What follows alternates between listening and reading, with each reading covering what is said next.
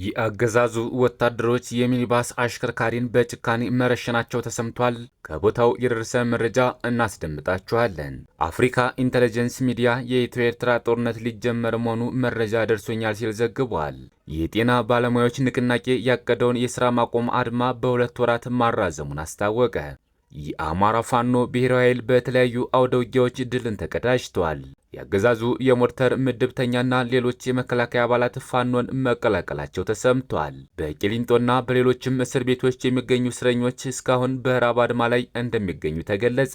ቲክቶክ ገዢ ካላገኘ ወይም ስምምነት ላይ ካልተደረሰ በአሜሪካ ከመጪው ረቡዕ ጀምሮ ይዘጋል ተብሏል። እስከ መጨረሻው ድረስ አብራችሁ ስትቆዩ እነዚህና ሌሎች ያልተሰሙ መረጃዎችን በዝርዝር እናስደምጣችኋለን።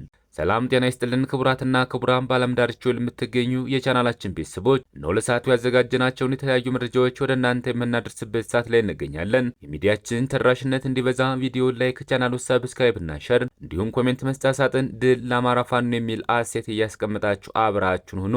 እነሆ ወደ መረጃችን ገባን።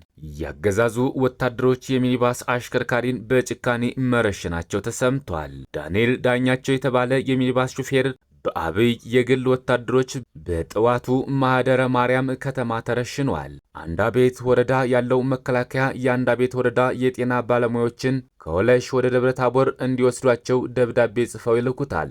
ሾፌሩ ዳንኤልም የጤና ባለሙያዎቹን ደብረ ታቦር ከተማ አድርሶ ወደ ወለሽ እየተመለሰ ያለ ማህደረ ማርያም ከተማ ከአርብ ገበያ የመጣው መከላከያ ይዘዋል። ሾፌሩም ከመከላከያ ደብዳቤ እንደተጻፈለት ያሳያቸዋል። ነገር ግን ጭካኔ መለያቸው፣ አመክንዮ ጠላታቸው፣ ጸረ አማራነት ግብራቸው የሆኑ አገር አፍራሾች በመከላከያ ስም የግለሰቦችን ፍላጎት የሚያራምዱ አውሬዎች ንጹህ አማራ ዳንኤል ዳኛቸውን ደጋግሞ በመተኮስ ገድለውታል። ይህን ነውረኛ አገዛዝ ማቆም የሚቻለው በነፍጥ ነው። ስለሆነም ለነጻነት የትኛውንም ዋጋ መክፈል ሰዋዊ ግዴታችን ነው። አፍሪካ ኢንተለጀንስ ሚዲያ የኢትዮ ኤርትራ ጦርነት ሊጀመር መሆኑ መረጃ ደርሶኛል ሲል ዘግቧል። ጦርነት ጠማቂ የሆነው የአብይ አህመድ አገዛዝ የአስቸኳይ ጊዜ አዋጅ በማወጅ ኤርትራ ላይ ድንገተኛ ዘመቻ ሊያካሄድ እንደሆነና ኮማንድ ፖስቱም ተቋቁሟል ሲል አፍሪካ ኢንተለጀንስ ሚዲያ ዘግቧል።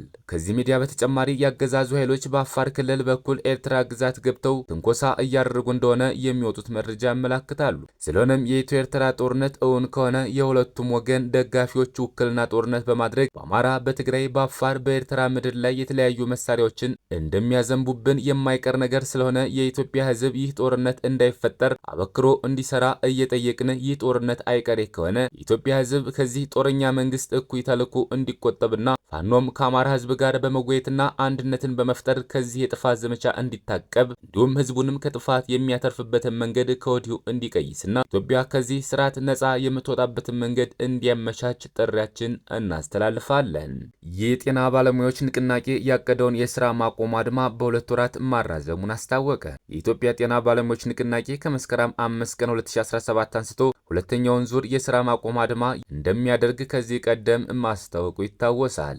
ይሁን እንጂ ንቅናቄው ዛሬ ባወጣው መግለጫ ይህ አድማ ለ2 ወራት መራዘሙን ይፋ አድርጓል። በመግለጫው 12 የጤና ባለሙያዎችን ጥያቄዎች ከ5 ወራት በፊት ለሚመለከታቸው አካላት ማቅረቡን ያወሳው ንቅናቄው ጨምሮም ምንም እንኳን ጥያቄዎቻችን የህልውና ቢሆንም በመንግስት ቸልተኝነትና ዝምታ ምክንያት ለ1 ወር የዘለቀ የስራ ማቆም አድማ እንድናደርግ ተገደን እንደነበር ይታወሳል ብሏል። በወቅቱም የጤና ባለሙያዎች መንገላታታቸውን፣ መታሰራቸውና ከስራ መፈናቀል እንደደረሰባቸው ጠቅሷል። ሲቀጥል ለህዝባችን ስንል ወደ ስራ ከተመለስን በኋላ 12ቱ ጥያቄዎቻችን ሙሉ በሙሉ ካልተመለሱ የስራ ማቆም አድማ በድጋሚ እንደምናደርግ ግልጽ አድርገን ነበር ካለ በኋላ ለዚህም የ2 ወራት ጊዜ ገደብ መስጠቱን አውስቷል። ይህ ቀነ ገደብም ነገ ሰኞ መስከረም 5 ቀን 2017 እንደሚጠናቀቅ የጠቀሰው ንቅናቄው ከባለፈው ወር ጀምሮ አንዳንድ ሁኔታዎችን መመልከቱን አስታውቋል። ሲያስረዳም ከባለፈው ወር ጀምሮ ውስንና ተፈጻሚነታቸው ገና ወደፊት የምናያቸው አንዳንድ ጅማሮችን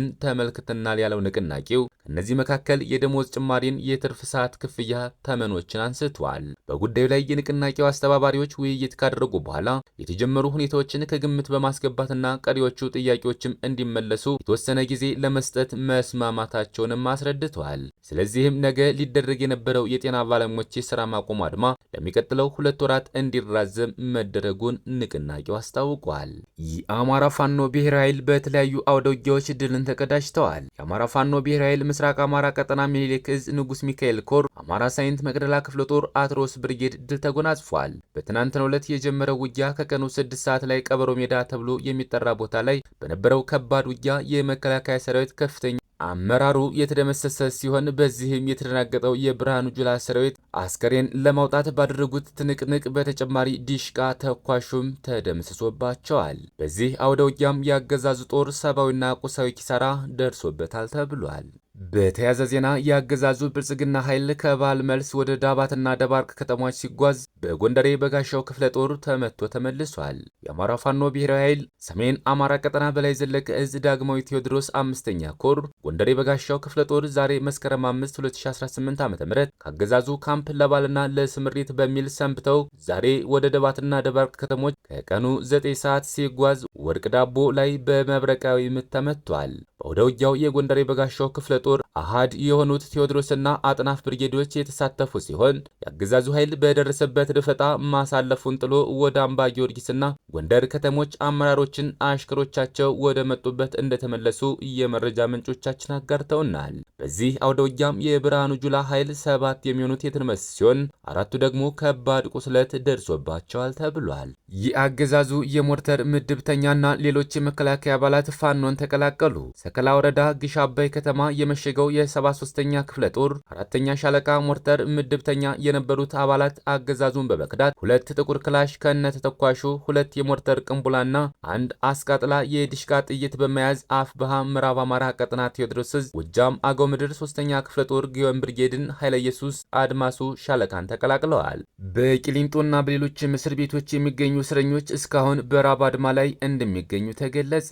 በቂሊንጦና በሌሎችም እስር ቤቶች ሲማቅቁ የቆዩት የፖለቲካና የህሊና እስረኞች ከአዲስ ዓመት ዋዜማ ማለትም ከጳጉሜ 5 ቀን 2017 ዓ.ም ጀምሮ በረሃብ አድማ ላይ ይገኛሉ ሲል ኢህአፓ ገልጿል። ከኢትዮጵያ ህዝባዊ አብዮት ፓርቲ ኢሰብአዊ በሆነ አያዝና ሁኔታ ለዓመታት በቂሊንጦና በሌሎችም እስር ቤቶች ሲማቅቁ የነበሩ ያላቸውን እስረኞች ከጳጉሜ 5 ቀን 2017 ዓ.ም ጀምሮ በረሃብ አድማ ላይ እንደሚገኙ ማረጋገጡን በወጣው መግለጫ ገልጿል። ኢህአፓ በቂሊንጦ ማረሚያ ቤት በረሃብ አድማ ላይ የሚገኙ የፖለቲካ ና የህሊና እስረኞች ህይወት የመታደግ አስቸኳይ ሰብአዊ ጥሪ ሲል በወቅታዊ ጉዳይ ላይ መግለጫ አውጥቷል። ፓርቲው በመግለጫው አክሎም ጉዳዩ እጅግ አስጨንቆናል ያለ ሲሆን ለራሳቸውና በደልን ግፍ እየደረሰበት ላለው ለአማራውና ለቀረውም የኢትዮጵያ ህዝብ መብት ነጻነትና ጥቅሞች ከሞተም ከመቆም ተገቢ ተግባር ውጭ ይህ ነው የሚባል ወንጀል ሳይሰሩ ነው የታሰሩት ብሏል። ፍትህ ተነፍገዋል ያለው ፓርቲው የፖለቲካና የህሊና እስረኛ ናቸው ያላቸውን ታሳሪዎች መካከል የህዝብ ተወካዮች ምክር ቤት አባሉ አቶ ክርስቲያን ታደለ፣ አቶ ዮሐንስ ቦያለው፣ አቶ ታዬ ደንዳ፣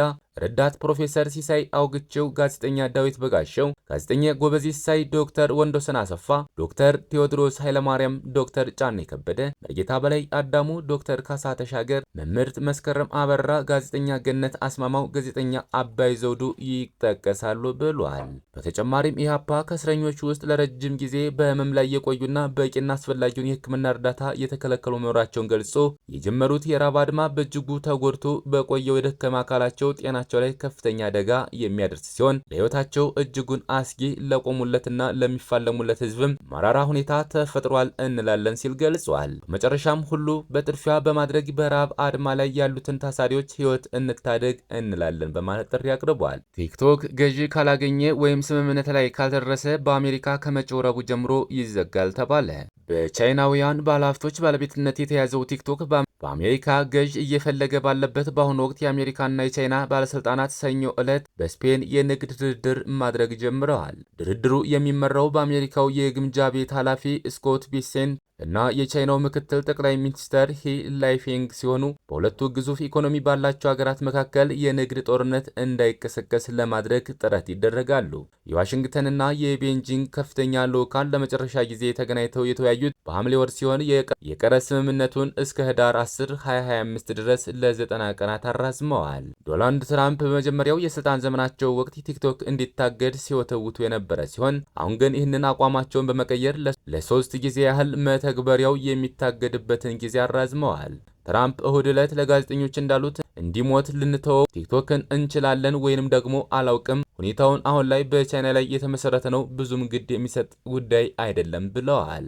ክቡራትና ክቡራን የቻናላችን ቤተሰቦች ለሰዓት ያዘጋጅናቸው መረጃዎች እነዚህን ይመስሉ ነበር። በሌላ የመረጃ ሰዓታችን እስክንገናኝ ድረስ የዩቲዩብ ቻናላችን ሰብስክራይብ፣ ሸር እንደዚሁም ላይክ እያደረጋችሁ ጠብቁን። ቸር እያገናኘን መልካም ቆይታ